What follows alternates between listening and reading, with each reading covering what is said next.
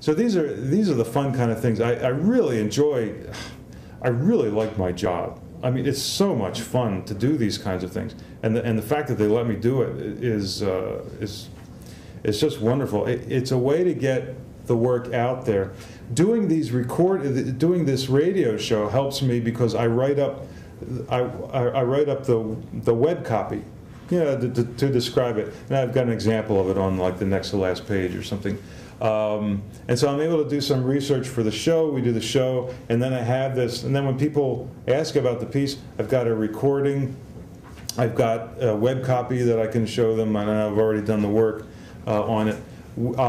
Before I did the radio show, we ran a concert series at the library. Couldn't afford to put on an orchestra, so we had a chamber music series with Fleisher composers. Again, trying to do off the wall stuff. And we have an email newsletter. I mention this because if you're not on our mailing list, you can get the newsletter. It only comes out 4 times a year. And we've got interesting stuff. I'll let you know about that. I'll put you on the mailing list for the radio show, even if you're not in Philadelphia. If you want to get kooky stuff about composers, it's only once a month.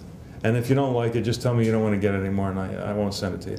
But you can go online and you can hear the radio show. So we're having lots of fun. We're still doing copying jobs. That even though we don't have copyists on staff now, as I said, I started as a music copyist. When I was there were still two on-staff copyists, not like the 70 and the 90 during the WPA years. But we don't have those anymore because of staff cutbacks. But we farm stuff out, and we not commission compositions, but we commission projects where we'll hire copyists or a copyist to do a new piece.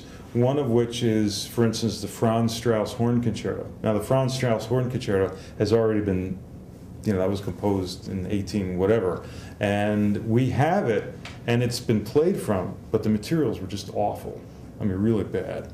Not that the paper was falling apart, because we can reprint, that's not a problem, but it was really, really bad. Plus, there were mistakes in it. So we thought we could get enough performances out of it that we hired somebody to do the copying for us, and we made a new edition of it. Clint Newegg, whose name I know you know, was my editor on this, and it looks really nice, and the new edition's been played from a couple of times, so that's a lot of fun. Our most popular work. Now, generally, we only have one set of each thing. It's not our intention to be in competition with the reprint publishers, let's say. So of the works that we have in the collection, generally, we're just going to have one set. So if it's out, right? But this work, our most popular work, we have 15 sets of, because it goes out all the time. The Dudley Buck. Dudley Buck. Festival Overture on the Starspangled Banner. Terrific little piece. You played it, you know it. It's about, what, 8 minutes long. It's really well done. He uses the tune, and you hear snippets of the tune of the Starspangled Banner, but you just hear it and you think, the first time you hear it, you go, oh, that's a mistake. If you didn't know the title, that's a mistake. It just kind of sounds like it. But then you go, oh, no, he's really using that tune. And then he weaves it in, and at the very end, he brings it in after a big cadence, and he comes in, and it's the straight tune. And what you can do is the conductor can turn around, ask the audience to rise, and then the audience can sing along. If you got a choir, if you're doing like a July 4th concert or an outdoor concert or something like that, and you got a choir in there, the choir can sing it. It's just 2 parts. You can do 1 part, 2 parts, whatever. And it's a lovely little piece. 15 sets of it. Yours. Sold. I'm not here to try to sell you our stuff, but tell you stuff. But that's what we did there is we went to the Library of Congress. They had the score, so we got a copy of the score. We made parts, and so that's what we do. If you are in consultation, your orchestra is in consultation commissioning a new composer, commissioning a contemporary piece. Think of us, because what we can do for you is to take the piece into the collection. We'll reproduce it for you. We'll take all that work off of you. And I'm not even going to ask you for money. We'll just do that to get that into the collection. It'll take that headache away from you. We can also be the go-between between you and the composer to make sure the deadlines are met. And we'll do, like I said, we'll do all the music repro. We have a large format photocopier, so we can do, you know, the 9 by 12 or 10 by 13 parts. We can do the 11 by 14 score. We can do up to 18 by 24. I mean, we can do whatever you need. So think about that. If that, you know, you find that that would be a help, because I'm always looking for ways to acquire new works. We don't acquire with the rapidity that we did in previous years, basically because we don't have the space to do that. But I'm always looking for contemporary works. My two criteria are: it has to have been played, or it is about to be played. Okay? If it fits those, I'd love to have it in the collection. Okay? So think about that.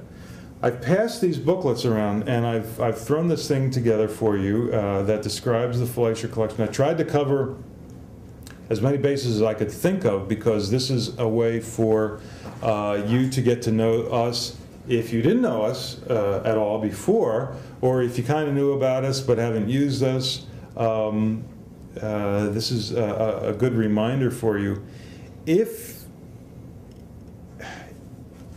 the people who borrow from us the most, frankly, are small orchestras, community orchestras, regional orchestras. Why? Because they don't have libraries. They can't afford, or they don't have the space to store music, so they borrow from us. They're not going to buy stuff because they have no place to put it. Even orchestras that have small libraries, they rent a lot of even PD stuff from the reprint houses or something. They use us a lot. But a big part of what we do is an information resource. Now, you guys are all professional librarians. You work for orchestras, and so you have a lot of information resources available to you that the community orchestras and the smaller orchestras don't have, because a lot of times they don't have a librarian. The conductor is the librarian, or it's just someone in the orchestra who's just doing it as you know, as a favor. But think of us. If you have any questions at all about orchestral music, give us a call, send us an email. I mean, that is what we're there for. The first page is a sheet that we put together for the library. All the departments in the library have a sheet like this, and I was looking at it, and I beefed it up a little bit for us. And that second one I invented just for this conference. The lending and information research. See, like italics? You click one button and it makes it italic. Resource for orchestral music. And that's really what we are. I mean, people borrow music from us, but a lot of what we do is to give out information. People say, we want to play the Bartok Concerto for Orchestra. We give them Boosie's phone number, you know? And it's, you know, as simple as that. We have the Bartok Concerto for Orchestra. I think Fleisher got it in England, you know, when he went over from Boosie or from Hawks. And so we have that. We don't lend it out because it's under a rental contract.